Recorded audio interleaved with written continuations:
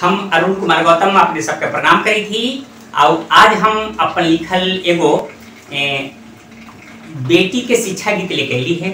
शादी के बाद बेटी के विदाई हो रहा है तो माए मतारी बेटी के का समझावी थन एगो गीत के माध्यम से हम अपने सबके बात के बीच अपन बात के रखल चाही थी और अपने सब सुनता थी और कमेंट में बताती कि गीत कैसा लगली से।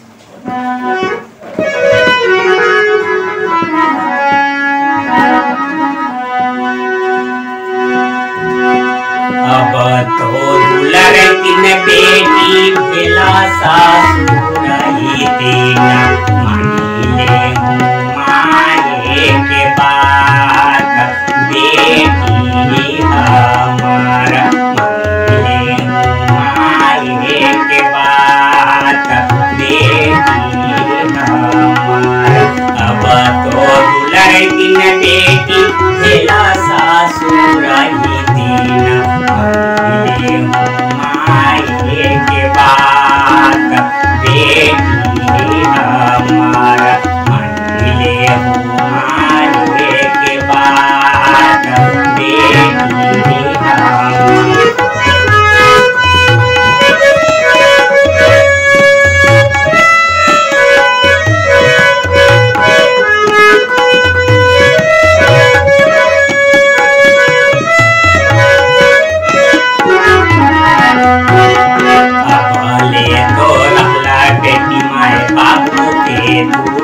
अब तो रहला बेटी अपन ससुरारी अब ले तो रहला बेटी माय बाबू के दुलारी अब तो रहला बेटी अपन ससुरारी भूल जइहा माया के दुलार बेटी हमार भूल जइहा माये के दुलार बेटी हमार मानिले हूँ माये के बात बेटी हमार। अब तो दुलार तीन बेटी भेला सासुरही तेना मानिले हूँ माये के बात बेटी हमार मानिले हूँ माये के बात बेटी हमार।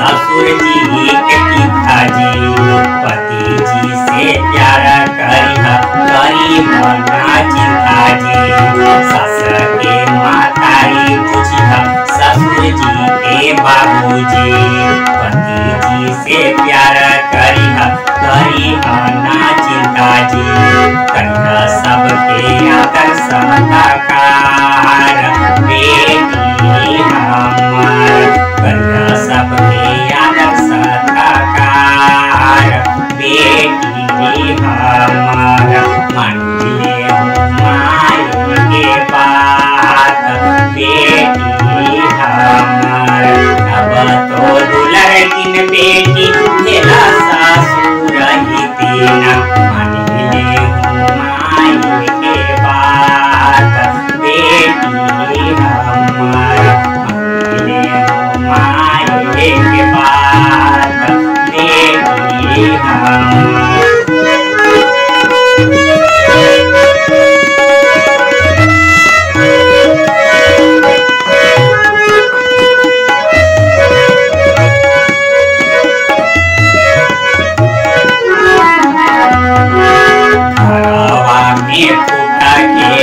बात चलइहा प्रेम के बंधन में सभी के बांध रखिहा घरवा में